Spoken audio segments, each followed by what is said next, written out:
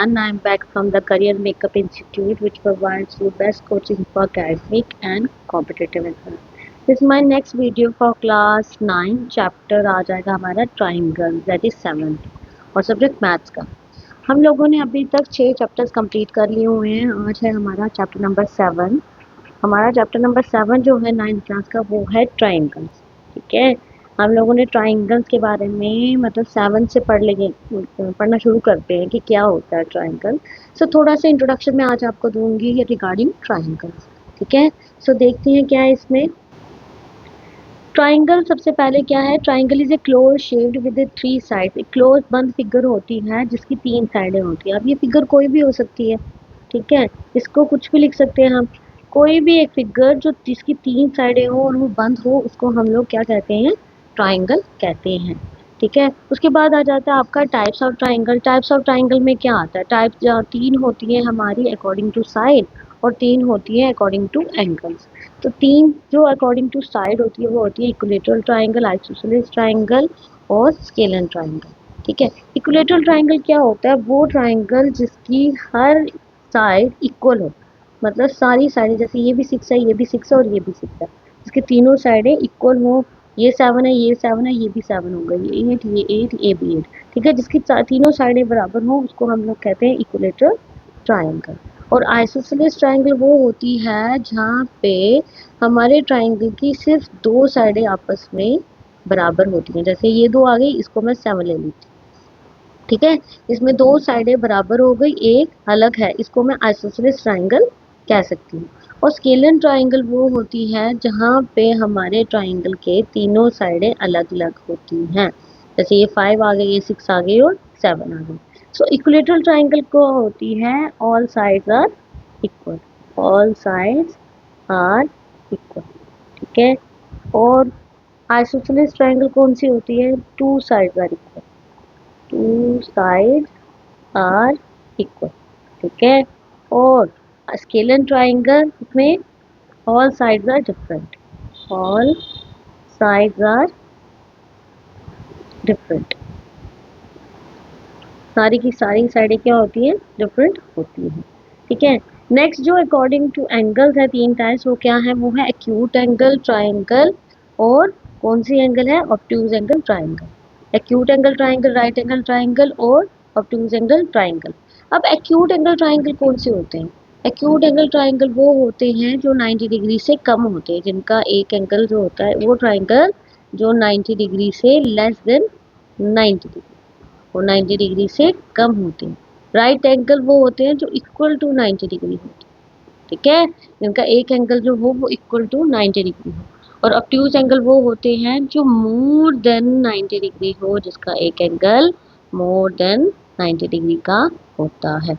ठीक है, I hope guys ये क्लियर हुआ आपको। ये मैंने पहले वीडियो में भी बताया आपको 6 चैप्टर में। ठीक है, सो इक्विलेटरल ट्राइंगल वो होते हैं जिसकी सारी साइडें बराबर होती हैं। आइसोसेलेस वो होते हैं जिसकी 2 साइडें बराबर होती हैं। स्केलर वो होते हैं जिसकी सारी साइडें डिफरेंट डिफरेंट होती हैं। ठीक है, एक्यूट एंगल ट्राइंगल क्या होता है, जिसका एक एंगल लेस देन 90 डिग्री के बराबर होता है। राइट एंगल ट्राइंगल क्या होता है, जिसका हर एक एंगल, सॉरी हर एक नहीं, जिसका एक एंगल जो है 90 डिग्री के बराबर होता है। और ऑब्ट्यूज एंगल ट्राइंगल कौन होता है, जिसका एक एंगल 90 डिग्री के से बड़ा होता है। ठीक है, सो ये थी टाइप्स। नेक्स्ट जो ट्राइंगल में है जानने वाला वो है आपका congruence of triangle, most important. Congruence of triangle किसे कहते हैं। ठीक है, सबसे पहले कॉन्ग्रुएंस क्या होता है, कॉन्ग्रुएंस होता है it means if two figures are same shape and of same size, यानी 2 फिगर जो सेम शेप की हैं और सेम साइज की हैं। कोई भी 2 फिगर जिनकी शेप और साइज एक जैसा है। ठीक है, अब उनके शेप और साइज किस बेसिस पे इक्वल होते हैं, देखो क्राइटेरिया क्या है उसका, criteria of congruence of triangle SAS, SSS, ASA, AAS और RHS।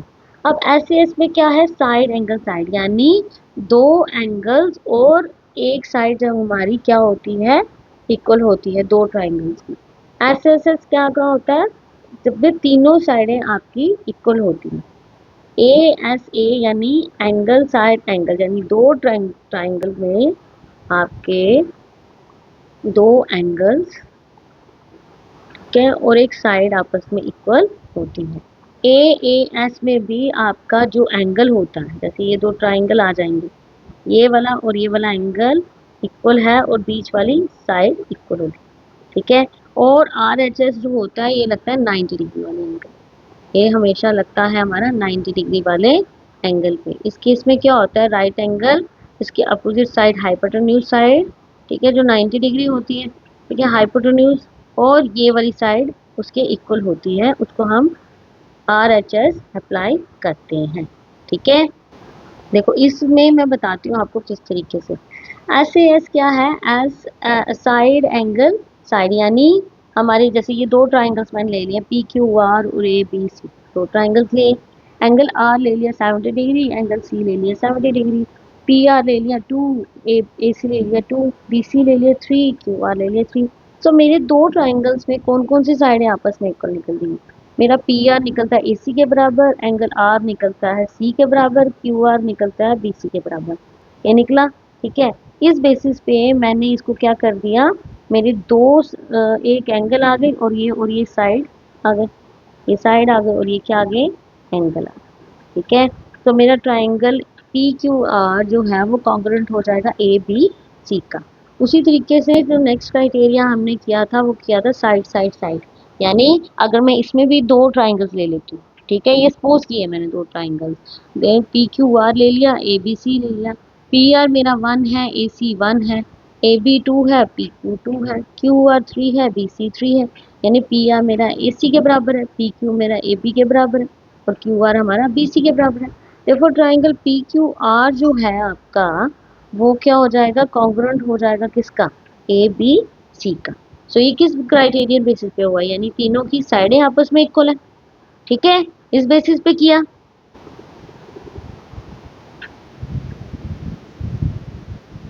सो नेक्स्ट जो टाइप है हमारी वो क्या है, नेक्स्ट टाइप है हमारी एंगल साइड एंगल, ठीक है। एंगल साइड एंगल में क्या है हमारा, हमारा आ जाएगा दो ट्राइंगल जैसे मैंने ले लिए हैं PQR और ABC, दो ट्राइंगल जिसमें मैंने ले ली हुई हैं। अब इसमें क्या है, एंगल P हमारा किसके बराबर आ रहा है, एंगल A के, एंगल R किसके बराबर आ रहा है, एंगल C के, और PR किसके बराबर आ रहा है मेरा, AC के, ठीक है। सो मेरा ट्राइंगल जो आएगा PQR वो कॉन्ग्रुएंट हो जाएगा किसका, ट्राइंगल ABC के। कौन सी एक क्राइटेरियन लग रही है यहाँ पे कॉरेस्पॉन्डिंग की, यहाँ पे कॉन्ग्रुएंसी की ट्राइंगल लग रही है एंगल साइड एंगल, यानी ये दो एंगल्स लग रहे हैं और एक साइड लग रही है, ठीक है। अब देखो AAS क्या है, एंगल एंगल साइड, इसमें क्या दिया हमने, एक ही लाइन के दो एंगल्स जो हैं आपस में इक्वल है, ठीक है। एंगल P मेरा is equals to angle A है, ठीक है, एंगल Q मेरा is equals to angle B है, और PQ जो है वो इक्वल टू आ रहा है, सॉरी PQ नहीं है मेरा यहाँ पे मेरा आ जाएगा PR, PR किसके इक्वल आ रहा है, AC के, ठीक है। अब यहाँ पे भी मेरा ट्राइंगल PQR जो है वो कॉन्ग्रुएंट हो रहा है ट्राइंगल ABC के। अब दोनों में फर्क क्या है, दोनों में ये फर्क है कि यहाँ पे इन दो एंगल्स के साथ वाली साइड जो थी वो आपस में इक्वल थी, ठीक है। एंगल P बन रहा है, एंगल R बन रहा है A और C के इक्वल, और PR AC के इक्वल बन गया। पर इसमें क्या है, इसमें एक साइड पे जो एंगल्स है वो आपस में इक्वल है और उनकी जो सामने वाली साइड है वो इक्वल है। तो AAS और ASA में यही फर्क है कि ASA में हमारी वो जो तीनों चीजें होंगी वो एक ही साइड पे होंगी, और AAS में दो एंगल्स एक तरफ होंगे और साइड उनकी अपोजिट होगी, ठीक है। नेक्स्ट जो है, नेक्स्ट क्या है, नेक्स्ट आ जाती है लास्ट हमारी कॉन्ग्रुएंसी, वो आ जाती है आपकी RHS, यानी राइट एंगल हाइपोटेन्यूज साइड। अब राइट एंगल हाइपोटेन्यूज साइड मैंने ऑलरेडी बताया था किस पे लगती है, ये राइट एंगल पे लगती है। अब राइट एंगल क्या है हमारा, जैसे ABC एक राइट एंगल है, PQR एक राइट एंगल है, ABC में एंगल B जो है वो क्या है हमारा 90 डिग्री, और एंगल Q भी हमारा क्या आ जाएगा 90 डिग्री, तो Q B के बराबर, ठीक है। ये एंगल AC जो है वो PR के बराबर है, ठीक है। अगर ये भी होगी हमारी तो भी हम लोग RHS लगा सकते हैं, ठीक है। इनके अलावा अगर मेरी यहाँ RHS लग जाएगी क्राइटेरिया, मतलब कॉन्ग्रुएंसी क्राइटेरिया से हो जाएगा ये कॉन्ग्रुएंट, ठीक है। लेकिन अगर BC भी इक्वल निकलती है, QR भी निकल रही है, तो भी हमारी थर्ड साइड जो है आपस में इक्वल कर सकते हैं हम लोग। मैं एक बार फिर क्लियर कर दूं, राइट एंगल जो है आर एच एस जो है राइट एंगल पे लगती है। इसमें हमारा एक एंगल राइट एंगल होना चाहिए और दूसरे राइट एंगल के बराबर होना चाहिए, जैसे बी इक्वल टू क्यू के बराबर, ठीक है। और उसकी हाइपोटेन्यूज वाली साइड दूसरे ट्राइंगल के हाइपोटेन्यूज साइड के बराबर होनी चाहिए, यानी ए सी इजिकल टू पी आर के बराबर होनी चाहिए। तभी वो जो एंगल्स होंगे वो क्या हो जाएंगे, हमारे कॉन्ग्रुएंट एंगल। जैसे triangle A B C congruent हो जाएगा ट्राइंगल पी क्यू आर के। लेकिन अगर इन सब के अलावा वो बेस भी इक्वल दे रहा है हमारा, तो भी हमारी आर एच एस अप्लाई हो सकती है बाय आर एच एस, ठीक है। आई होप कि आपको क्लियर हुई ये सारी चीजें, ठीक है। नेक्स्ट जो चीज है आपकी इस कॉन्ग्रुएंसी में समझने वाली, वो है कॉरेस्पॉन्डिंग पार्ट्स। यानी कॉरेस्पॉन्डिंग पार्ट्स क्या होते हैं हमारे, हमारे कॉरेस्पॉन्डिंग पार्ट्स जो होते हैं ऑफ कॉन्ग्रुएंट ट्राइंगल्स। सपोज कि हमें दो ट्राइंगल्स उसने कॉन्ग्रुएंट दी हैं, इन दो ट्राइंगल्स को मुझे कॉन्ग्रुएंट करना है। मैं किस बेसिस पे करूंगी, मैं लूंगी इन triangle A B C and triangle P Q R, ठीक है। ए बी हमारा किसके बराबर हो जाएगा, पी क्यू के, ठीक है। बी सी हमारा किसके बराबर हो जाएगा, क्यू आर के। और एंगल सी हमारा किसके बराबर हो जाएगा, एंगल आर के, ठीक है। तीनों अलग अलग हैं, तो यहाँ पे हमारी कौन सी एग्जाम लग रही है, हम लोग लगा सकते हैं दो साइड है, लिखेंगे therefore triangle A B C congruent triangle P Q R by S S congruency rule, ऐसे लग रही है, ठीक है। अब इन सब के अलावा जब हमारे दो ट्राइंगल्स आपस में कॉन्ग्रुएंट प्रूफ हो जाते हैं, इन सब के अलावा जो इसके कॉरेस्पॉन्डिंग पार्ट्स बचते हैं, ठीक है, वो जो पार्ट बचते हैं जो अनइक्वल होते हैं, जिसके बारे में कुछ बताया नहीं होता, उनको हम इक्वल प्रूफ कर सकते हैं। जैसे मैं लिख सकती हूँ यहाँ पे angle A is equals to angle P, angle B is equals to angle Q के बराबर, ठीक है। ये हमें लिख सकते हैं, या फिर हम लोग ये भी लिख सकते हैं कि हमारा कौन सी ए सी भी हमारा पी आर के बराबर हो सकता है। सो ये सब कुछ जो है ना, ये हम लोग अंडर सीपीसीटी लिख सकते हैं। CPCT here means corresponding parts of congruent triangle, यानी corresponding parts of congruent triangle. ये corresponding parts of congruent triangle के हैं, इसलिए ये भी आपस में इक्वल होंगे, ठीक है। आई होप कि आपको कॉरेस्पॉन्डिंग पार्ट्स का पता लग गया कि क्या है ये, ठीक। नेक्स्ट देखते हैं क्या है। नेक्स्ट है आपकी प्रॉपर्टीज। प्रॉपर्टीज क्या होंगी हमारे ट्राइंगल की, प्रॉपर्टीज हैं दो, जैसे angle opposite to equal side of an isosceles triangle are equal, यानी एंगल कोई भी इक्वल होगा जो आइसोसेलेस ट्राइंगल का, आइसोसेलेस ट्राइंगल यह मीन्स क्या, कि जो उसकी दो साइडें बराबर होती है। यानी सपोज कि ये ट्राइंगल है, अगर इसकी दो साइडें आपस में इक्वल हैं, तो इनके अपोजिट एंगल्स जो होंगे, जैसे इस साइड के अपोजिट ये वाला एंगल आ रहा है और इस साइड के अपोजिट ये वाला एंगल आ रहा है, सो हमारे ये एंगल भी आपस में इक्वल होंगे। अगर ये आ जाएगा ए बी सी एक ट्राइंगल, ठीक है, इसकी ए बी जो है वो ए सी के बराबर, ठीक। सो हमारा एंगल बी भी किसके बराबर होगा, ठीक है। आप सामने रीजन दे सकते हो कि angle opposite to equal sides are equal, opposite to equal sides are equal, ये आ जाएगा।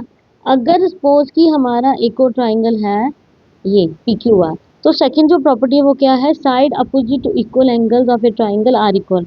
अगर किसी भी ट्राइंगल के दो एंगल्स आपस में इक्वल होंगे, जैसे angle Q is equal to angle R के इक्वल है, तो उनके अपोजिट वाली साइड आपस में इक्वल होंगी। जैसे क्यू के अपोजिट पी आर आता है और आर के अपोजिट कौन सी आती है, पी क्यू आती है। सो मेरा पी क्यू किसके बराबर होता, मेरा पी क्यू होगा पी आर के बराबर। तो इसके आगे मैं रीजन लिख दूंगी क्या, कि side opposite to equal angle of triangle are equal, ठीक है।